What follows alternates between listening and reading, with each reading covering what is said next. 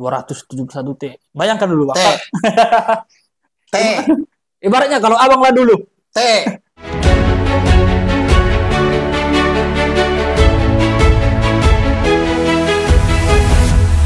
Oke, Bang. Hukum apa nih? Apa dulu? Maksudnya perkara apa? Saya lebih spesifiknya bahas yang ini aja, Bang. Yang masalah Kalau nggak korupsi. menarik malah saya. Oh, korupsi. Oke, Masalah oke, korupsi oke. sekarang. Ya, Itu juga korupsi lagi yang perbincangan di kalangan masyarakat. Banyak itu, Bang, kan? 270 T. Iya, Buset. 271 T. Bayangkan dulu, Bang. T. T. Ibaratnya kalau abang lah dulu. T. T. Mana? Apa? Soalnya ini beda bahasa nanti. Kalau menurut suku kita T ini kan kotor. Ya, kalau itu suku kita, Bang. Hmm. Cuma ini uang triliun. Duit Beda semua lagi. itu. Saya juga bingung, Bang. Apa dicampur sama daun itu kan?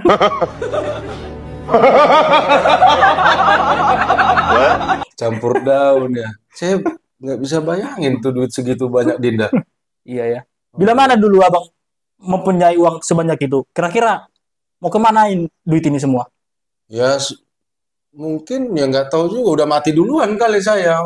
Enggak. Syok lah punya uang segitu ya pasti mati lah. Ibaratnya nih abang punya duit sekarang sekitar 271 triliun. Abang rencana mau buat apa nih? Gitu dia. Nggak usah muluk-muluk lah, ngapain lah. Nggak usah lah 271 triliun ya kan. Ya, koma-komanya aja. Ya kan. Mungkin abang sudah mengikuti lah. Sambil ngopi ya. Iya, santai aja kita, Bang. Jadi sudah banyak beredar baik di media massa dan sekarang seterusnya udah ini, Bang, ya udah tersangka ya. Kalau nggak salah. Iya, kalau nggak salah Iya. udah naik tuh hampir 16 orang ya. 16 Iya, iya. tersangka ya. Padahal melihat Indonesia ini sekarang banyak masih di garis kemiskinan, tapi masih tega melakukan korupsi sampai sebesar itu, Bang, ya. Itulah. Makanya tindak pidana korupsi itu kan dikategorikan tindak pidana khusus. Iya, ya. Ya, jadi dia kejahatan ekstremis, kejahatan yang benar-benar genosida ya. Tapi, Bang, Sadis. Tapi Bang, sebentar. Sebelum melangkah lanjut lebih dalam, mungkin saya mempunyai beberapa pertanyaan ini, Bang. Coba tanya. Biar langsung jelas nanti Oke. dari narasumbernya kan. Jadi ini, Bang, yang menjadi pertanyaan saya sebenarnya, dan mungkin teman-teman juga banyak menanyakan ini, kenapa di Indonesia masih sering terjadi korupsi? Itu dia. Hal yang paling mendasar. Hal yang paling mendasar. Jadi begini ya. Sebenarnya yang membuat ini, sebenarnya kita ini kan manusia awam ya. Saya pribadi juga nggak terlalu mempelajari sampai ke sini. Tapi karena kita belajar akademik hukum, ya kita sudah setidaknya ini, entah mau didengar sama pejabat-pejabat bajingan-bajingan ini ya kan. Dan semoga bodoh banget lah. Dan semoga tersampaikan. Kita juga nggak dianggap. Iya. Siapa lo? Sampah lo dibilang begitu nanti. Tapi setidaknya kita sebagai praktisi hukum. Iya dong. Sebagai akademik hukum yang mempelajari, kau hati-hati nih para pejabat-pejabat nih. Saya tidak menuduh Anda atau bagaimana, tapi yakinkanlah ketika Anda memangku jabatan, ketika Anda memegang kewenangan, berhati-hatilah ya kan. Walaupun hari ini tidak terungkap apapun perbuatan teman para pejabat di luar sana, ya saya doakan kalian sehat tanpa kekurangan suatu apapun lah. Iya. Oke, jadi kembali ke pertanyaan ya. Iya. Sebenarnya kalau menurut undang-undang di Indonesia seperti undang-undang tipikor ya kan sudah mengatur sedemikian rupa, baik itu mengatur kebijakan-kebijakan pengambil kewenangan, baik itu penegaknya itu sendiri, itu semua sudah diatur deh. Iya. Gamblang itu. Jadi kita nggak usah berpikir kenapa ya undang-undang ada, sedangkan kita berdiri di negara hukum. Iya. Gitu. Kembali lagi ke oknum SDM kita tuh Indonesia itu lagi-lagi ya karena memang rasa mencintai negeri ini kurang, jiwa nasionalismenya kurang. Itu saya yang tekankan. Jadi untuk pejabat-pejabat juga yang bapak-bapak nih, ibu-ibu, orang tua kami ya kan. Jadi jangan anggap sepele perkataan kita nih muda-mudi. Kita adalah pemegang tongkat estafet nantinya ya kan. Kalau warisannya nanti begini ya pasti terus budaya itu jadi kultur. Iya. turun temurun. Ya. Sistem rekrutmennya juga tidak jelas, ya kan? Atau dia sistem tunjuk, atau dia titipan, ya kan?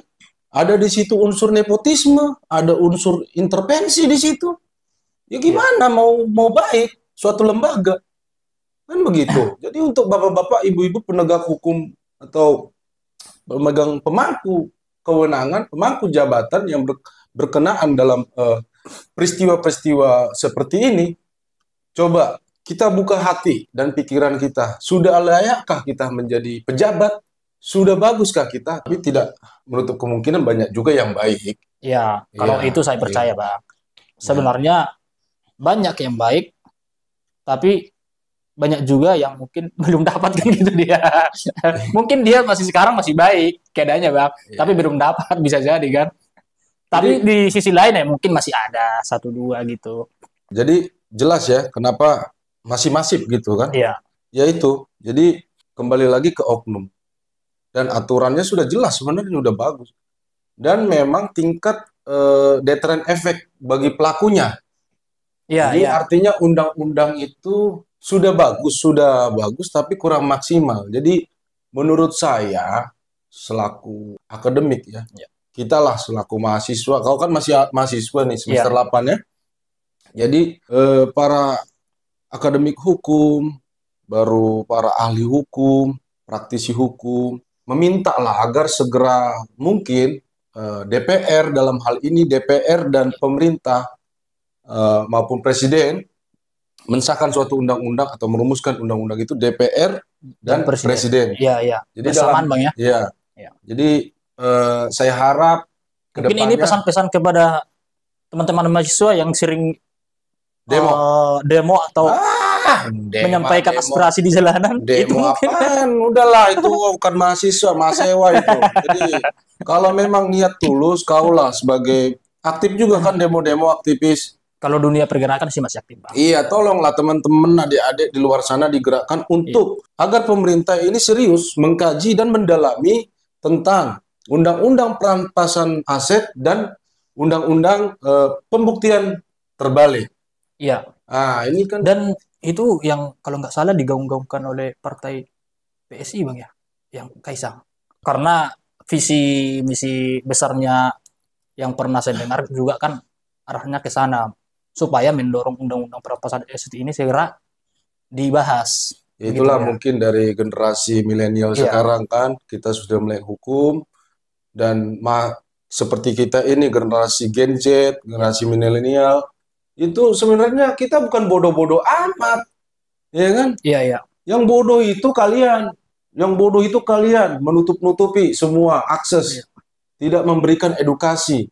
Contoh, kita mau buka internet aja, mau buka undang-undang aja nih, kita, ya kan? Itu iklannya segudang, segunung iklannya, orang udah malas duluan baca. Jadi nggak usah lah, kalau kita mau beli buku, mahal. Iya. Iya dong. Ada orang yang bisa membeli buku dengan harga mahal, ada juga yang ya paling kayak kita lah, contohnya buku-buku bekas aja kita beli, terbitan lamanya yang kita bisa beli di Senen sana kan. Kalau yang baru dari Gramedia, waduh, harganya udah gila-gilaan. Tapi disitulah pemerintah tidak hadir. Iya. Di situ untuk membangun generasi muda, membangun SDM Indonesia ini dengan membaca, dengan pengetahuan ataupun edukasi hukum. Itu tidak ada.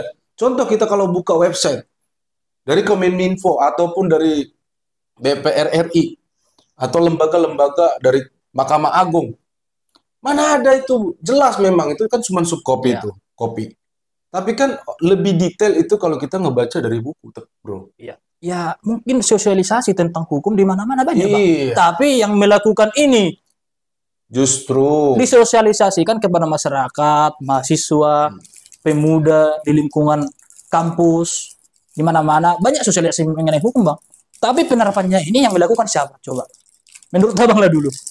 Maling itu lebih tahu semuanya, lebih tahu segalanya daripada si korban. Ya, artinya sistemnya udah dipelajari, Bang ya. Apalagi maling ini memiliki kekuasaan, memiliki kewenangan. Oh, lengkap sudah. Kan begitu. Iya. Yang kedua, Bang. Ini dia. Apa sih hukum yang layak dijatuhkan terhadap pelaku korupsi ini?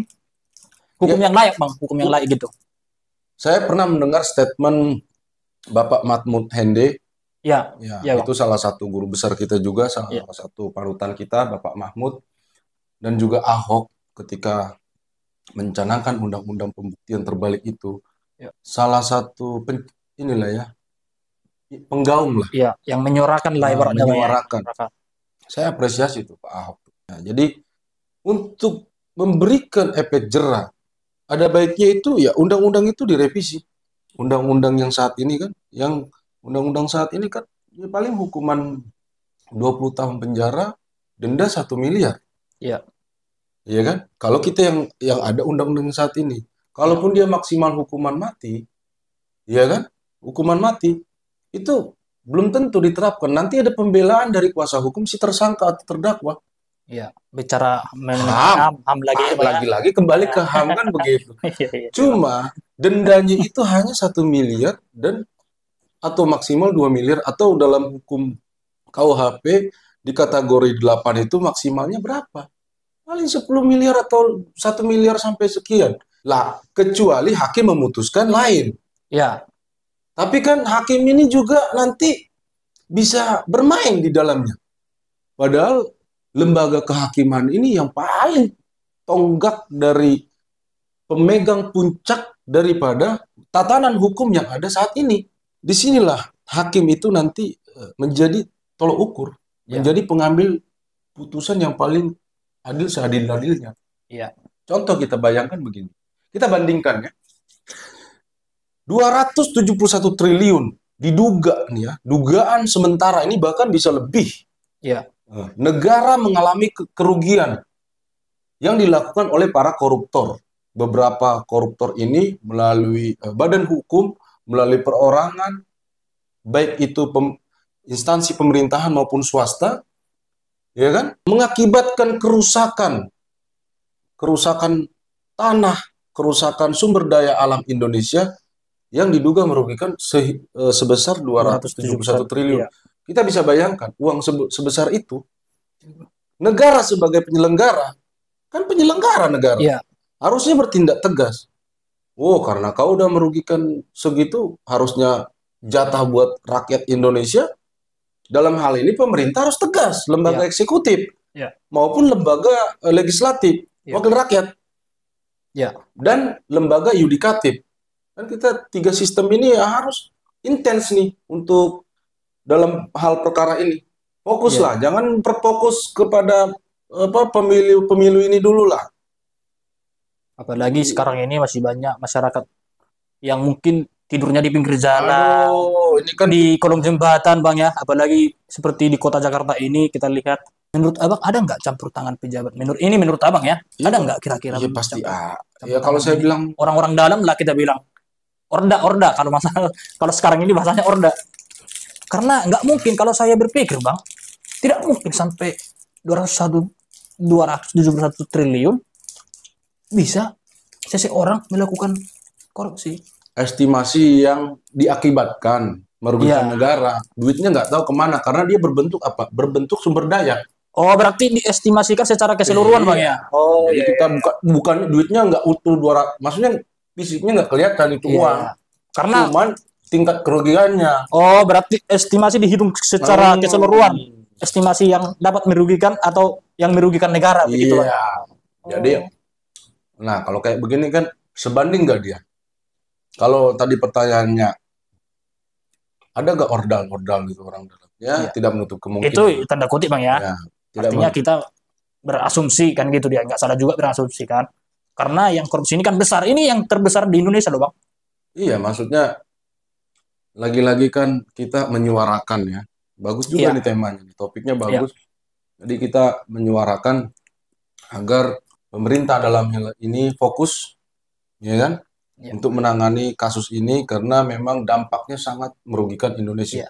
Berarti Abang lebih dominan dari sisi hukumnya Bang ya? Sisi hukum lah, karena kita kan praktisi hukum. Kalaupun nantinya nih ya, saya berpikir begini loh, kok teganian ya dalam situasi Indonesia, masyarakat kita ini masih jomplang ya berbanding kelas sosial lah ibaratnya Bang ya. kelas sosial yang terjadi. Orang bisa punya rumah itu, rumahnya itu desainnya dari Italia, Da Vinci itu semua merek-merek itu kelas wahid semua lah. Iya. Sanksi sosial, sanksi pidana, Iya. sanksi perampasan aset, itulah yang kita harapkan. Artinya perampasan undang-undang perampasan aset itu segeralah DPR dalam hal ini dan presiden nantinya yang presiden terpilih, Bapak Prabowo Subianto dan Mas Gibran ya selaku wakil yang kece. Gaul tuh dia tuh. Iya. Ini juga kalau mengenai Mas Gibran ini agak semangat juga, Bang. Salut saya. Karena masih anak muda kan. Mengganti tatanan lah. Iya, artinya generasi berubah. Ada suara muda, orang tua, ada suara anak muda. Ini kan jadi balance artinya, Bang. Artinya bisa diterima dari suara-suara yang selama ini yang kita lihat, Bang, kan apalagi di dunia perpolitikan ini. Saya lihatnya begini. Masyarakat Indonesia ini sekarang generasi Gen Z dan generasi milenial ini sudah mulai harus turut ambil lah di kancah-kancah panggung perpolitikan. Iya, kalau itu sepakat, Bang. Apalagi takut. Ya, bagaimanapun suara-suara anak muda ini juga harus didengar begitu dia, Bang, ya. Kita ini mungkin nanti ada pejabat yang nontonin, anak bau kencur lo. Lu tahu apa lo, orang miskin lo, susah lo, apa lo. Susah boleh kita, ya kan? Tapi untuk pengetahuan dan hati nurani kita nggak ada nilai tawarnya. Iya. Kan begitu. Saya mana ada yang bisa menilai itu. Jadi untuk bapak-bapak, ibu-ibu yang terhormat pemangku jabatan, janganlah berpikir hal-hal begitu.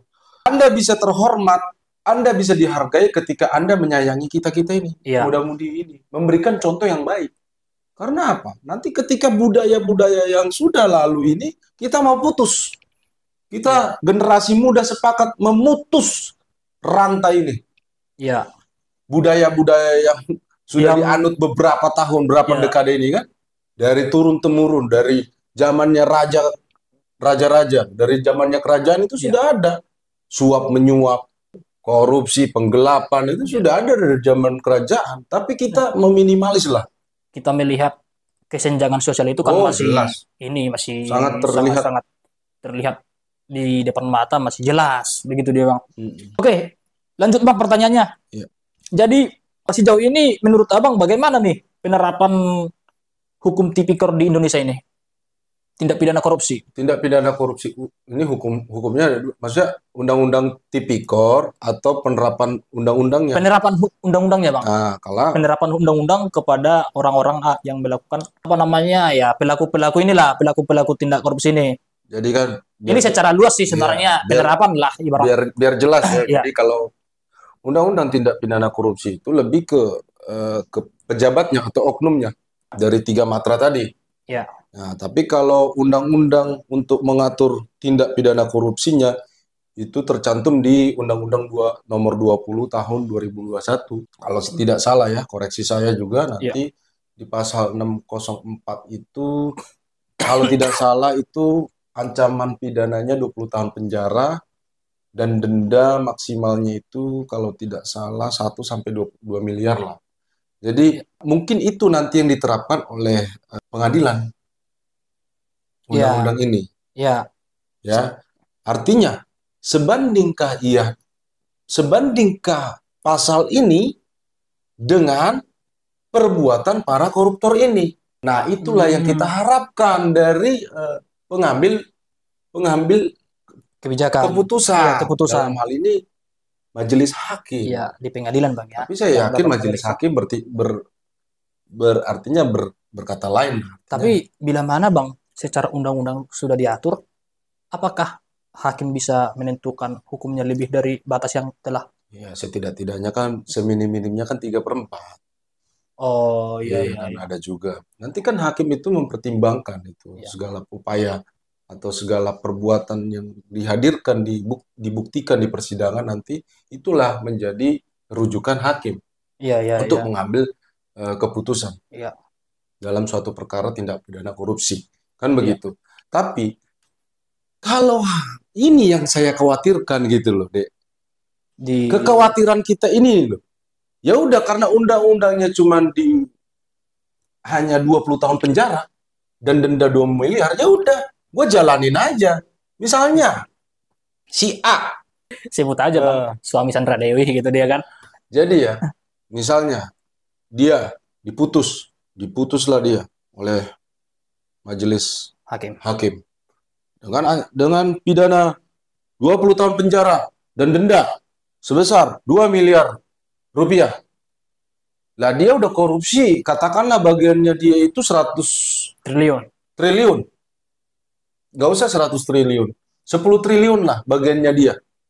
Dapatnya dia.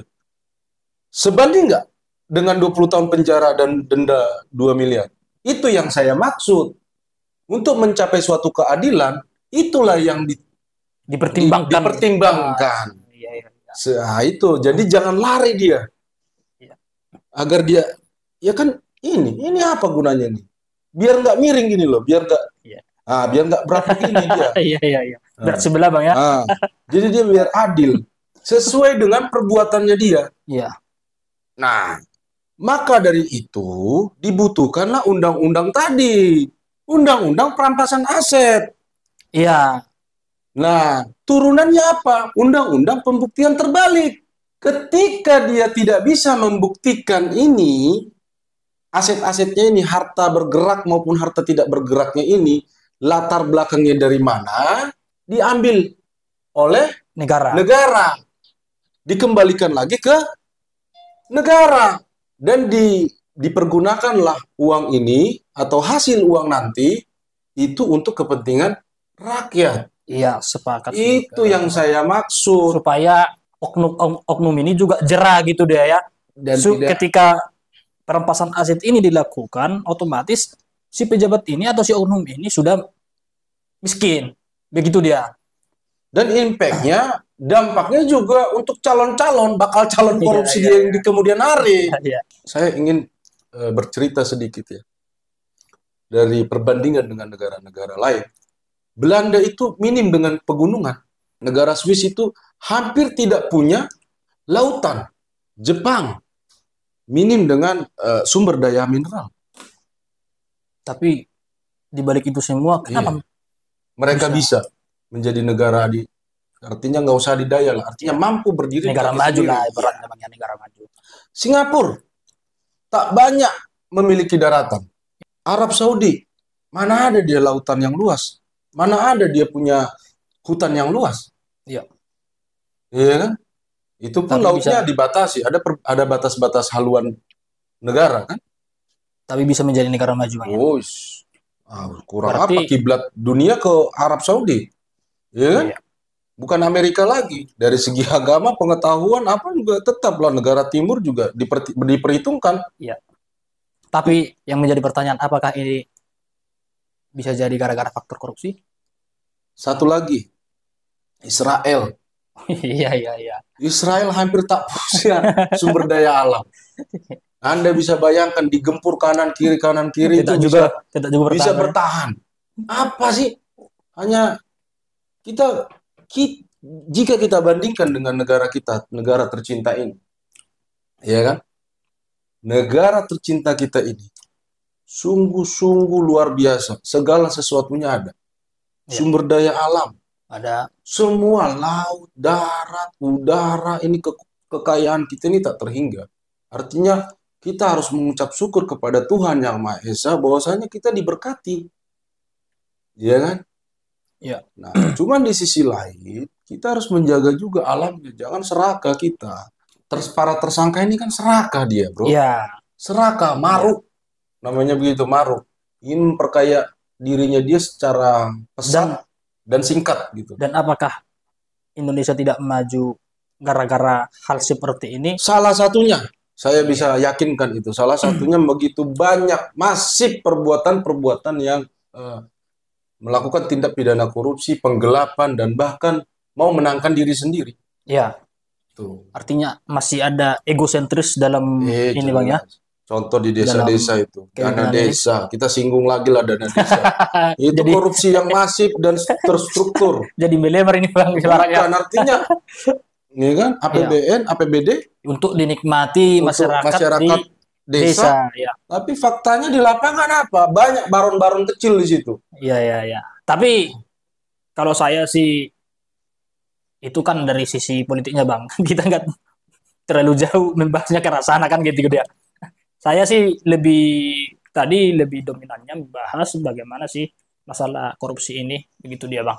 Ya, Karena Abang tadi sudah menjelaskan dan mungkin teman-teman atau rekan-rekan juga sudah paham atau mengerti sedikit penjelasan dari Abang kita tindak korupsi agar ya mungkin penegak hukum lah ya Bang ya yang bisa menelusuri ini secepatnya ditelusuri begitu dia. Ya kita juga sebagai praktisi hukum ataupun kau wartawan kan lagi sekolah wartawan atau bagaimana ya bertanggung jawab juga dalam peristiwa hukum ini. Gitu. Jadi tetap mengontrol Bang ya kebijakan-kebijakan. Jangan gara-gara ini kau ya udah ada polisi ini, udah ada KPK ini, udah ada itu JPU, udah ada itu Mahkamah Agung, udah ada hakim. Jangan juga. Justru inilah kita sebagai penyeimbang.